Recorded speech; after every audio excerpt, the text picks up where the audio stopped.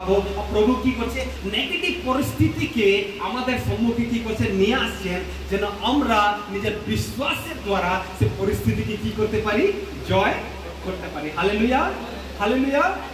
আমি ভাবি যে এই যে পরিস্থিতি আসলো খুশির হানির, আমি যা মনে করছি যে প্রভু একটা বহুত বড় পরীক্ষা, বিশ্বাসের একটা বহুত বড় পরীক্ষা যে আমরা ডাক্তার কাছে যাব, সে আসবে, আবার কি হবে, জ্বর হবে, আমরা প্রার্থনা করব কিনা, আমরা কত ঈশ্বরকে ডাকছি, কত যিশুকে ডাকছি, এটা একটা বিশাল পরীক্ষা। কিন্তু এইটা মনে রাখুন যে বাইবেলের ভিতরে যতজন বিশ্বাসে মজবুত হয়েছে ঈশ্বর সবার কাছে একটা এইরকম পরিস্থিতিকে নিয়ে আসলেন যে পরিস্থিতিকে ওদেরকে বিশ্বাস দ্বারা কি করতে হবে, জয় করতে হবে।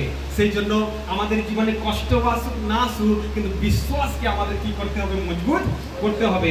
বাইবেল যখন আমরা 12 অধ্যায় পড়ি আদি পুস্তক, তখন সেইখানে একটা ব্যক্তির বিষয় আমরা দেখতে পাই, তার নাম হচ্ছে অব্রাহাম।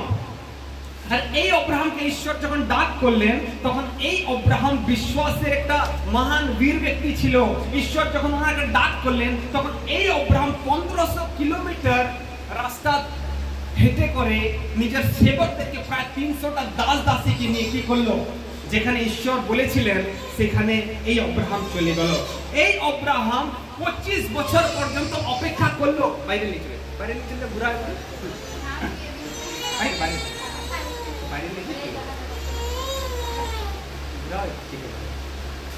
আর এই অব্রাহাম 25 বছর পর্যন্ত একটা বিশ্বাসের পাঠকে শিখলো।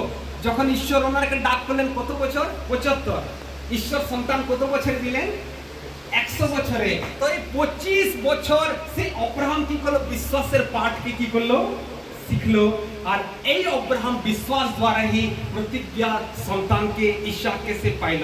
কিন্তু যখন আমরা দেখি 22 অধ্যায় এই আদি পুস্তক, তখন সেখানে আর একটা পরীক্ষার বিষয় লেখা রয়েছে, যেটা আজকে আমরা দেখব। আদি পুস্তক 22 অধ্যায়।